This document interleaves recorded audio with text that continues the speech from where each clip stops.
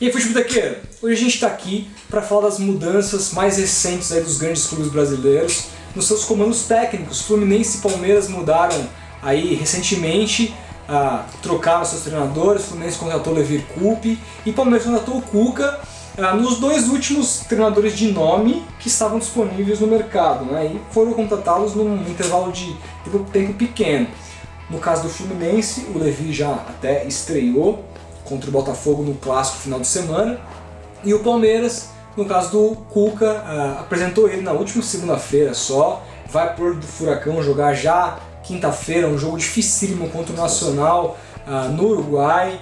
Então vamos falar um pouquinho dessas duas mudanças, começando pelo Levir, que foi o primeiro técnico a ser contratado. O que você espera do Levir no Fluminense? Olha, o que esperar é difícil, né? Mas eu acredito que o Fluminense fez uma ótima escolha. O Levir está entre as melhores opções, como você bem disse. Ele e o Cuca eram as melhores opções no mercado. É um técnico que vem de um trabalho excelente com o Atlético Mineiro. É um técnico que voltou para o Brasil totalmente renovado e que, embora ele pegou um time já montado pelo Cuca, e embora tivesse uma estrutura, o Atlético Mineiro, ele mudou várias situações, teve que entrar numa rota de colisão com alguns jogadores muito importantes, como o Diego Tardelli e o Ronaldinho Gaúcho. Depois disso, o Diego Tardelli se tornou o melhor jogador do time, foi importantíssimo na campanha que terminou com o título da Copa do Brasil. Então o Levir é um técnico que vive um momento muito importante. Agora eu não sei se para ele foi uma escolha das melhores, né? O Fluminense passa por vários problemas. Então o Fluminense, assim, em termos de elenco,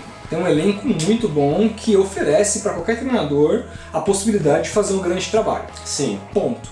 Agora, o Fluminense passa por problemas estruturais, complexos, e que o treinador, quando assume, ele tem que levar um pouquinho em consideração.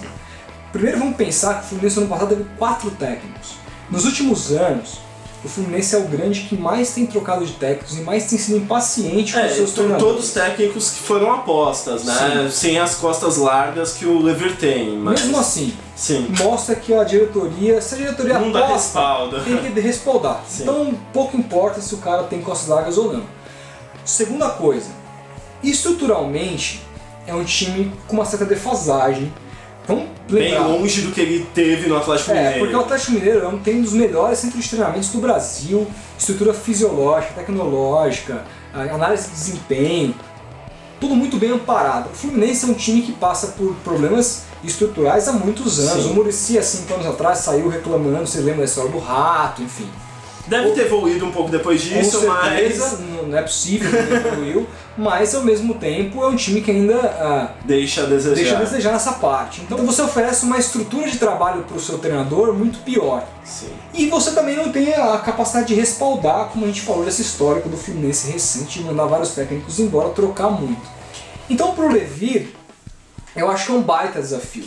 Sim. Porque, dado o investimento que o Fluminense tem nesse elenco, que é caro, bem caro, você necessariamente vai exigir um resultado forte. A altura, né, desse investimento. Só que aí vai ser difícil, aí é complicado. O balaio no qual ele entrou. Ele mesmo, após jogar com o Botafogo, disse que se continuar daquele jeito não termina o ano no Fluminense. Uma declaração bem estilo Levir, né, um cara bem sincero. Então assim, ele vai precisar de muito mais do que esse estilo Levir de ser para chegar até o final do ano e para fazer um trabalho de fato importante. E a gente elogia ele bastante, a evolução dele como treinador, mas acho que ele vai ter que conter um pouco esse estilo ímpeto ofensivo, o galo doido, né? Que foi o que acho que ajudou a não conseguir o título brasileiro, né, no ano passado. Por um lado, o Galo era o time mais legal de você ver jogar, por outro, foi determinante. Era um time frágil, né? Que tomava muitos gols que o time tomou no Campeonato Brasileiro. O Galo teve um gol a menos, no caso sofrido, do que o Lanterna Joinville. Eu não me lembro da história de um campeonato nacional, o segundo colocado, ter tido um número parecido. É verdade. Né? Então, era muito maluco. Eu gosto do estilo ofensivo, mas precisa de um equilíbrio. Por outro lado, o equilíbrio é tudo que sobra com o Cuca.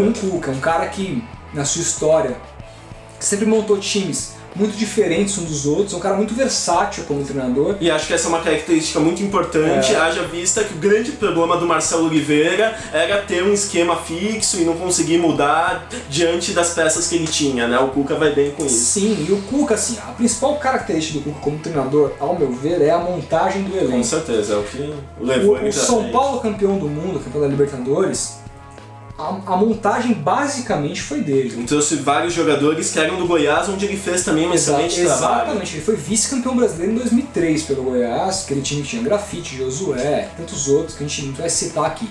Mas enfim, o São Paulo ele foi bem, acabou perdendo a Libertadores ali pro Once Caldas, aquele jogo que o atacante estava até dopado e tal, que fez foi eliminado. Foi eliminado. O Once Caldas acabou campeão naquela competição, inclusive.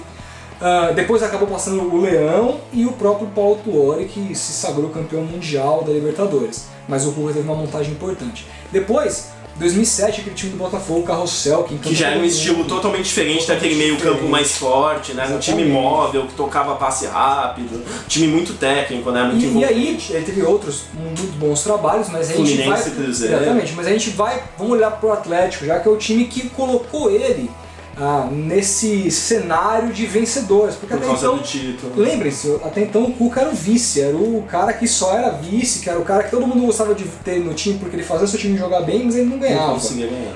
Ele quebrou esse estigma no Atlético, o Atlético foi campeão da Libertadores, um título que o Atlético nunca havia vencido, era o maior sonho atleticano. Verdade. Ele conseguiu, apesar ali de ter no Mundial ter ido mal e tal, mas com todo o seu destempero em várias ocasiões. Que é um ônus do Cuca que ele tem que controlar, mas... Ele montou mais uma vez um time diferente dos outros dois que a gente lembrou aqui. Então, é um cara que tem essa versatilidade na hora de trabalhar, na hora de montar o time. Me preocupa um pouco porque ele não participou dessa montagem do Palmeiras, é um elenco que vem aí, pode ter ali um ajuste ou outro no meio do ano, uma contratação aqui ou ali, mas é um elenco pronto. E que vem jogando, né, já há algum tempo juntos, os jogadores, embora não tenham padrão de jogo, acho que muito em função do treinador, é um time que está junto há algum tempo, então acho que esse processo para ele conseguir montar, transformar esses jogadores em um time pode ser um pouco reduzido. E precisa ser reduzido porque ele já encara um jogo dificílimo quinta-feira contra o Nacional.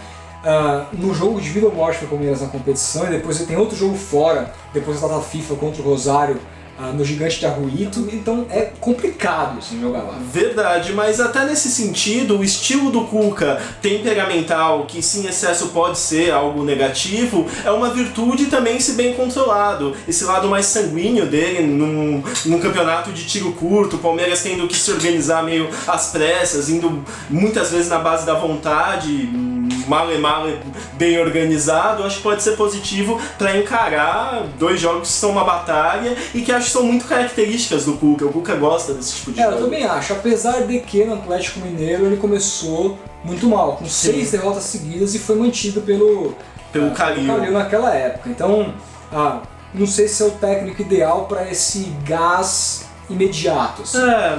A gente vai ter que esperar, só o tempo vai mostrar. Já o Levi é uma situação um pouco mais diferente. Porque ele tem mais tempo, ele está disputando o campeonato estadual, que não é o grande objetivo do time. Nos olhos do time. Ele já está eliminado da primeira liga. Dá para usar o estadual como laboratório para jogar o brasileiro. Que aí vai ser o grande, onde a cobrança vai vir com peso pro Levi, né? Vamos ver se ele aguenta até lá. Porque estadual não serve pra nada, a não ser pra demitir técnico. Exatamente, mas não é possível que a diretoria do Fluminense demita o Levi.